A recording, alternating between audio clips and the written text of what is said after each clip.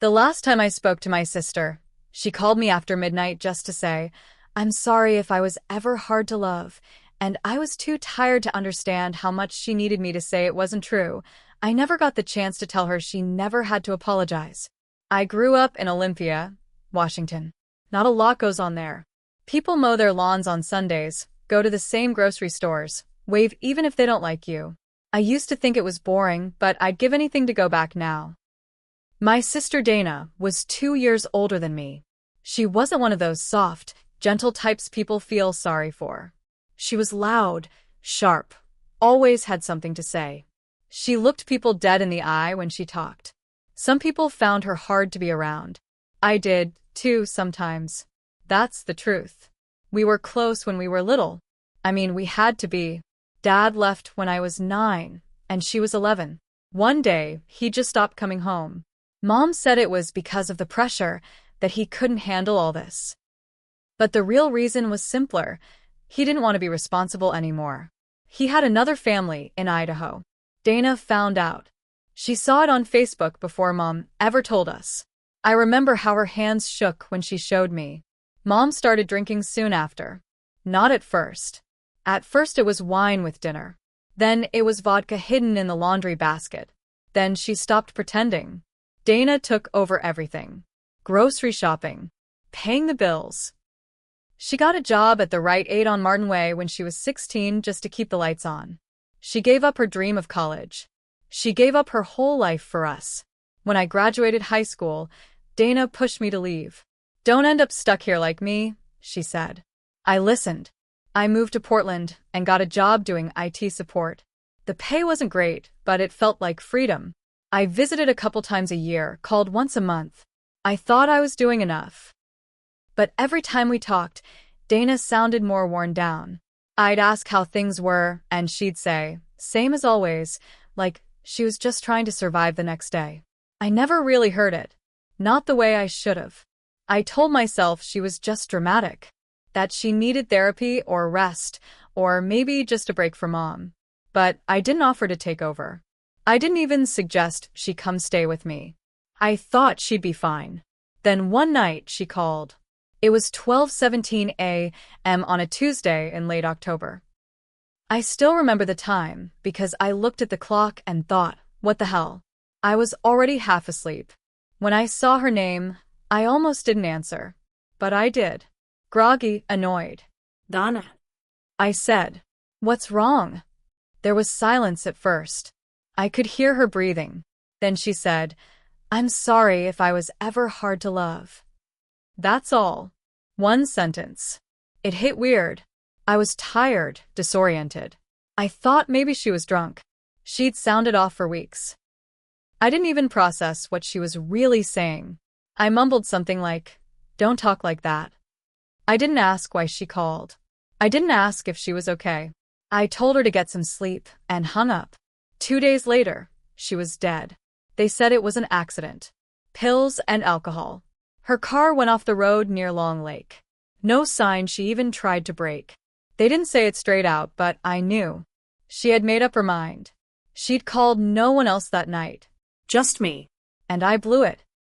I went back to Olympia for the funeral. Mom was a wreck, more because of the drama than the loss, if I'm honest. People kept saying Dana was troubled, or that she had so much potential. I wanted to scream. She wasn't some fragile thing. She was strong.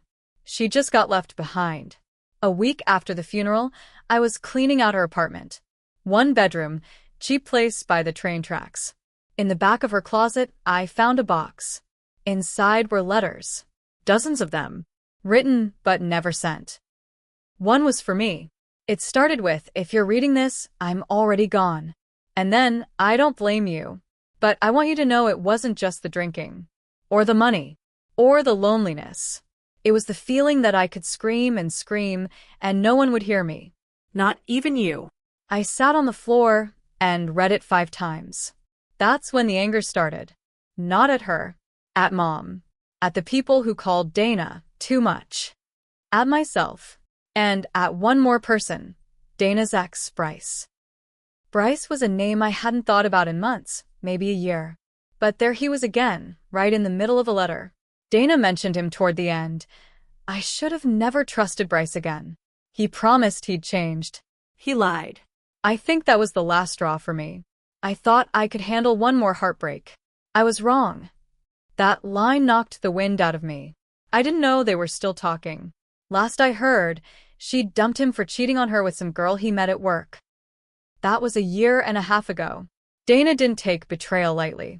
She'd screamed at him in front of a Safeway, threw his keys into a storm drain, and blocked him everywhere. I thought it was done. Apparently not. The next day, I went by his place. He was still living in that same crappy duplex off Pacific Avenue. I drove by slow at first, just to see if he was home. His old gray truck was parked out front. That thing had dents on every panel. I pulled in behind it and sat there for a minute, breathing hard, trying to calm myself.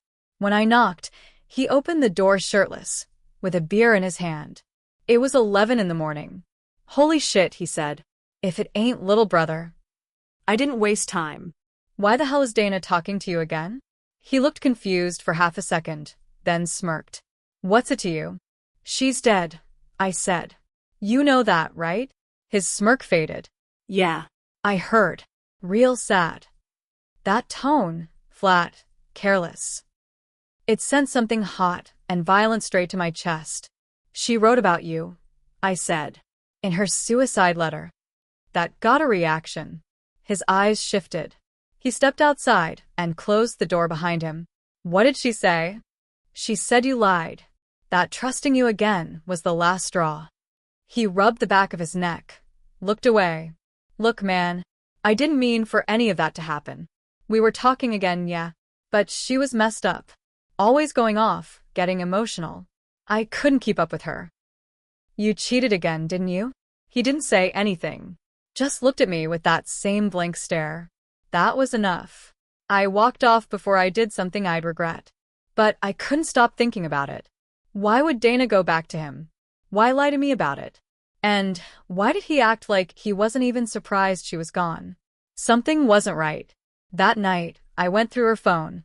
I'd taken it from the apartment. Figured I'd sort through it when I was ready. It was locked, but I knew Dana's password. Her birthday. The messages told me everything. She and Bryce had been talking for 3 months. He said he'd changed. That he missed her. That he was sober now. She believed him.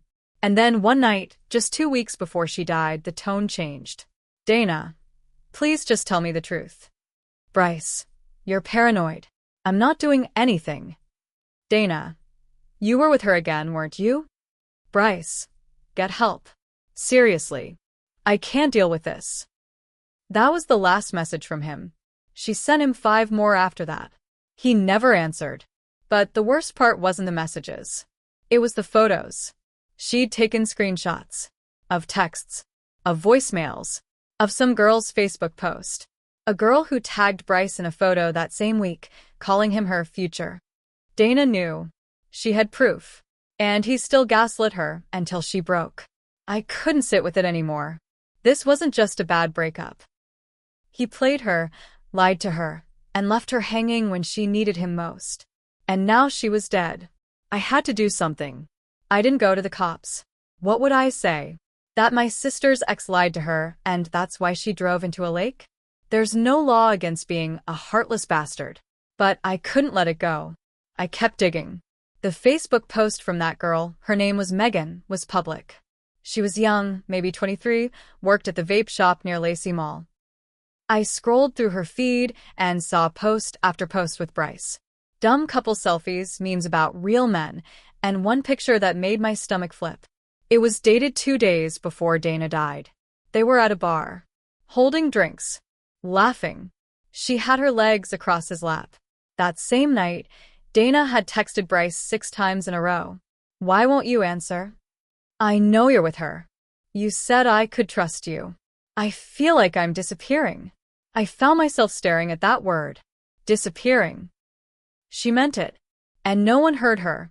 I sent Megan a message from my real account. You don't know me, but I need to ask you something about Bryce. It's important. My sister just died. She didn't reply. I followed up the next day. Please. He lied to her. I need to know if he lied to you too. That got her attention. She wrote back. He said he hadn't seen her in a year. He said she was crazy. I didn't tell her the whole truth. Not yet. I said, he was seeing you both. She killed herself after he ghosted her. I thought you should know. She didn't answer for hours. Then she sent a single reply. What the fuck? The next day, I got a call from Bryce. I didn't even know he had my number. You think you're smart? He said, low and shaky. You going around messaging people, trying to ruin my life? I didn't ruin anything, I said. You did. You don't know shit about what went down between me and Dana. I know you played her, I said. I know she thought you'd changed. And I know you dropped her like trash. There was a pause. Then, you better stop this. I hung up. That night, I got a knock at my motel door in Olympia. It was 2:30 in the morning. I looked through the peephole. No one there. When I opened it, there was a dead crow on the ground. Just lying there. Its wings spread out. No note. Nothing. That could have been a sick joke from some kid. But I knew it wasn't. I went back inside, locked every bolt. Sat there in the dark. And that's when I made my decision. I wasn't done with Bryce. Not even close. I didn't sleep that night. I kept hearing Dana's voice in my head. That last call. That one damn sentence. I'm sorry if I was ever hard to love. I should have told her no. I should have said, you were the only reason I made it out. I should have told her that I loved her more than anyone ever did. But I didn't. And now it was too late. So I gave myself one last thing I could do. I wasn't going to kill Bryce. This isn't one of those stories. But I was going to make sure everyone saw him for who he really was. And that he never walked easy through life again. I started with Megan. I told her everything. I sent her screenshots of Dana's texts. The voicemail Dana left crying. The screenshots of Bryce's promises. I gave her Dana's last letter. The real one. Megan read it all and went quiet. Then she messaged me. He said she was crazy. That she threatened to hurt him. That's why he stopped talking to her. I believed him. Oh my God. I didn't expect what came next. She posted everything. Publicly. All of it. She wrote a long post about how Bryce lied, how Dana died believing she was worthless, how women like her get called crazy for reacting to betrayal and lies. She called him out by name, tagged him, posted screenshots. She even put up the voicemail, Dana's voice, soft, breaking. Please don't disappear on me again. It went viral locally, real fast. Over 3,000 shares in a day. People from Olympia, from Lacey, from Tumwater, people who knew Bryce, worked with him, dated him, started chiming in. Turns out Dana wasn't the only one he messed with. Other women came forward. Same story. Same lies. Bryce tried to fight back. He posted some weak defense about how people twist things when they're grieving, but it didn't hold. His job at the auto body shop let him go within a week. Megan dumped him publicly. His landlord started eviction because of threats being made to the building. Then it got worse. I got a message from a woman named Carrie. She said she was Bryce's current girlfriend, one he started seeing 2 weeks before Dana died. Different girl. Same game. He was juggling 3 at once. She told me. I left him. And I told my brother everything. Her brother turned out to be a sheriff's deputy. Now, I don't know what strings got pulled, but not long after, Bryce got arrested. Not for Dana's death. Again, he didn't kill her. Not directly. But they found stolen car parts in his garage. Turns out he was running side hustles off the books. Selling parts. Filing fake claims. He got hit with 3 felony charges. I watched the news report like it was the end of a bad movie. They showed his mugshot. Blank. Dead eyes. Like he still didn't understand what he'd done. But I wasn't smiling. Because none of it brought Dana back. I moved back to Olympia. Sold most of my stuff in Portland. Took over care for Mom, who's drying out now slowly. I visit Dana's grave twice a week. No flowers. Just sit there and talk. Sometimes I bring her favorite candy. She used to love sour belts. I eat one, and leave the rest. The truth is, I failed her. I ignored the signs. I thought love meant space. But she needed me to show up. So now I show up. And Bryce? He'll rot slowly in a cell. Not for what he did to her heart, but for what he did with his hands. That's fine. As long as he suffers.